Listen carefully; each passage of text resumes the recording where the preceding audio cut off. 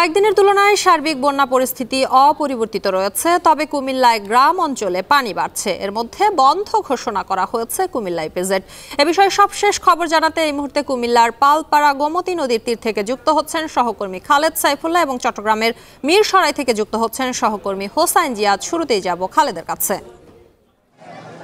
খালেদ, এখনকার পরিস্থিতি জানাবেন, পাশাপাশি জানাবেন এই আটকে যারা পড়েছেন তাদের উদ্ধার এবং ত্রাণ কার্যক্রমের খবর। শম্পা, কুমিল্লার গোমতী নদীর পানি কিন্তু এখনো অপরিবর্তিত রয়েছে। সামান্য কিছু কমলেও সেই পানি কিন্তু প্রবেশ করছে জনপদে। বুড়িচংয়ের বুরবুরিয়াতে যেখান দিয়ে ফাটল দেখা দিয়েছিল সেটি কিন্তু এখন অনেক বড় ভাঙনে তৈরি হয়েছে এবং সেই দিক দিয়ে কিন্তু পানি প্রবেশ করছে বুড়িচং এবং ব্রাহ্মণপাড়ার বেশ প্রত্যন্ত গ্রামগুলোতে কিন্তু সেই পানি ছড়িয়ে যাচ্ছে। কিন্তু গোমতী নদীতে যে পরিমাণ পানি কমার কথা ছিল অথবা আশা করেছিল মানুষ, সেই পরিমাণে কিন্তু পানি কমেনি। এদিকে আকাশ কিন্তু বিদ্যুৎ চমকাচ্ছে, মানুষজনের মধ্যে আতঙ্ক কাজ করছে। যদি আবার বৃষ্টি হয় তাহলে হয়তো আবার পানি বাড়বে এবং বন্যা হয়তো আরও ভয়াবহ রূপ ধারণ করতে পারে। এদিকে কুমিল্লায় প্রায় 14টি উপজেলায় কিন্তু বন্যার প্রবল খুবভাবে বন্যা ক্ষতিগ্রস্ত হয়েছে মানুষ।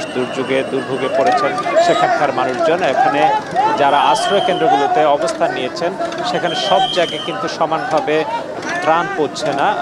বিভিন্ন জন যারা উদ্ধার কর্মীরা রয়েছেন তারা অনেকেই কিন্তু ঘুরে আসছেন এবং যাচ্ছেন। তারা বলছেন যে যেখানে আসলে যে প্রান্তিক এলাকাগুলোতে তারা যাচ্ছেন সেখানে অনেকেই বলছেন যে উদ্ধার কাজ ঠিকমতো এখন হচ্ছে না, নৌকা সব জায়গায় পৌঁছানো যাচ্ছে না। যেহেতু এই সড়কগুলোতে আসলে কখনো নৌ পরিবহন চলেনি কিংবা ছোট রাস্তা এবং পানিতে নৌকার সবকিছু আসলে সামঞ্জস্যপূর্ণ না, যার কারণে অনেক বড় বড় নৌকা নিয়ে এসেছেন তারা কিন্তু সব সড়কে সব গ্রামে কিন্তু ঢুকতে পারছেন না, যার কারণে উদ্ধার কাজ কিছুটা ব্যাহত হচ্ছে।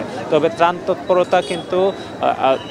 তৎপরতা কিন্তু আরও বাড়ানো প্রয়োজন এবং সেটা কিন্তু মানুষজন বলছেন যে মানুষের কাছে ঔষধ এবং ত্রাণ আরও পর্যাপ্ত পরিমাণে বাড়ানো প্রয়োজন। যেহেতু প্রত্যন্ত এলাকাগুলোতে মানুষজন কিন্তু সবাই সমানভাবে ত্রাণ পাচ্ছে না। আর মানুষজন যারা আসছেন দূর থেকে তারা অনেকে শুকনো খাবার দিয়ে যাচ্ছেন। আশ্রয় কেন্দ্রগুলোতে মানুষজন প্রত্যাশা করছেন যে তাদের কাছে রান্না করা খাবার পৌঁছানো হোক, কারণ তারা বেশ কয়েকদিন যাবতই কিন্তু এখানে অবস্থান করছেন। বিশেষ করে কুমিল্লার বলেছিলাম যে 14 গ্রাম, নাঙ্গলকোট, লাকসা, মনোহরগঞ্জ সেই সব এলাকাগুলোতেও কিন্তু প্লাবনের পানিতে নিমজ্জিত এবং যার কারণে মানুষজন কিন্তু বিপুলভাবে ক্ষতিগ্রস্ত। কিছুক্ষণ আগে আমরা জানতে পেরেছি যে কুমিল্লা ইপিজেড সেখানে বন্ধ ঘোষণা করা হয়েছে, কারণ ইপিজেডের আশেপাশের চতুর্দিকে কিন্তু জলাবদ্ধতা তৈরি হয়েছে। তো এই ছিল কুমিল্লার বন্যার সর্বশেষ খবর।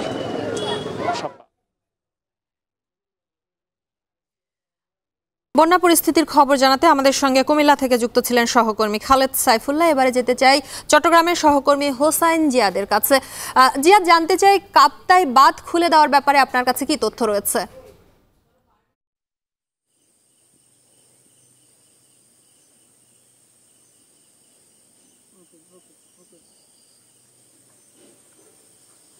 শম্পা, কর্তৃপক্ষ যেটি জানিয়েছে যে রাত 10টা নাগাদ কাপ্তাই বাঁধ খুলে দেওয়া হতে পারে, খুলে দিবেন সেটি নিশ্চিত করেছেন, কারণ সেখানে 109 ফিট পর্যন্ত পানি রাখা যায়। বর্তমানে পানির উচ্চতা 108 ফিট। সেই হিসাবে 16টি গেট 6 ইঞ্চি পরিমাণ তারা খুলে দিবেন বলছেন। সেই হিসাবে 9000 CFS পানি প্রবাহিত হবে। বর্তমানে তারা 5টি ইউনিট চালু রেখেছেন কাপ্তাই জলবিদ্যুৎ কেন্দ্রে, সেখানে 32,000 CFS পানি প্রবাহিত হচ্ছে, তার সাথে আরও 9,000 বেড়ে যাবে। যেটি খুব একটা আতঙ্কিত হওয়ার কিছু নেই। কর্তৃপক্ষ বলছে সেটি হলে শুধুমাত্র রাউজান রাঙ্গুনিয়া যে অংশটি রয়েছে সেই অংশে বা কাপ্তাই বাঁধের আশেপাশে যেই উপজেলাগুলো রয়েছে সেই উপজেলাগুলোতে আশেপাশের গ্রামগুলোতে হয়তো কিছুটা পানি ঢুকতে পারে। তবে তারা বলছে যে সেটি এই ধরনের পানি ছাড়ার ঘটনা এবারই নতুন নয়, খুব একটা অস্বাভাবিকও নয়। তারা বিভিন্ন সময় পানি যখন বাড়ে তারা পানি ছেড়ে দেন গেট খুলে। তবে এবার যেহেতু নদীতেই পানির পরিমাণ বেশি এবং বর্ষা উজান থেকে নেমে আসা যে ঢল সেটি আছে, ফলে পানির পরিমাণ খানিকটা বাড়বে। এর পাশাপাশি চট্টগ্রামে কিন্তু যে ফটিকছড়ি, রাউজান, রাঙ্গুনিয়া সেই জায়গাগুলো থেকে পানি নেমে গিয়েছে এবং আজকে পানির পরিমাণ অনেক কমে এসেছে।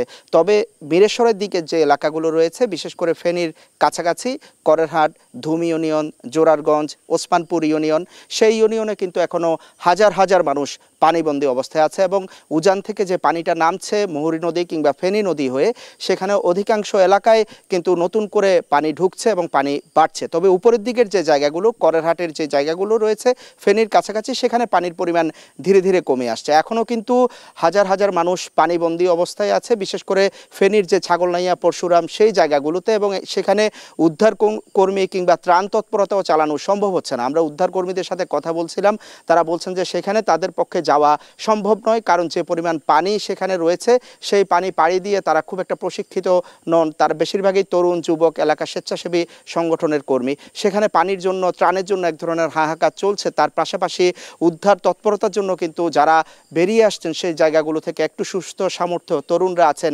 মাইলের পর মাইল হেঁটে তারা আসলে চলে আসছেন আশ্রয়ের উদ্দেশ্যে, নিরাপদ আশ্রয়ের উদ্দেশ্যে। তাদের সাথে কথা হচ্ছিল, তারা আসলে সেখানকার বিভীষিকাময় পরিস্থিতির কথা বলছিলেন এবং বলছিলেন যে যত দ্রুত সম্ভব যে করে হোক তাদেরকে যদি কিছু ত্রাণ সহায়তা দেওয়া যায়, উদ্ধার করা যায়, ততটাই তারা চাচ্ছেন যে যত দ্রুত সম্ভব এখানে উদ্ধার করে নিয়ে আসার জন্য। জেলা প্রশাসন যে হিসাব দিচ্ছে চট্টগ্রামে, সেটি হচ্ছে প্রায় 20,000-এর মতো মানুষ আশ্রয় কেন্দ্রগুলোতে এই মুহূর্তে অবস্থান নিয়েছে, 119টি আশ্রয় কেন্দ্রে, এবং আজকে পর্যন্ত বন্যায় চট্টগ্রামে 5 জনের মৃত্যু হয়েছে। আর সম্পা রাত বাড়লেই কিন্তু আতঙ্ক বাড়ছে, ঘুটঘুটে অন্ধকার, একেবারে বিদ্যুৎহীন পুরো এলাকা। এবং গতকাল আমরা যেটি দেখেছি যে মিরসরাই এবং ফেনীর কিছু অংশে ডাকাতির খবরও ছড়িয়েছিল রাতে, যেটি বাড়তি আতঙ্ক আসলে তৈরি করেছে। শম্পা, আজ পর্যন্ত বন্যার কারণে চট্টগ্রামে 5 জনের মৃত্যু হয়েছে। সেই খবরাখবর চট্টগ্রামের মিরসরাই থেকে আমাদেরকে জানাচ্ছিলেন সহকর্মী হোসাইন জিয়াদ।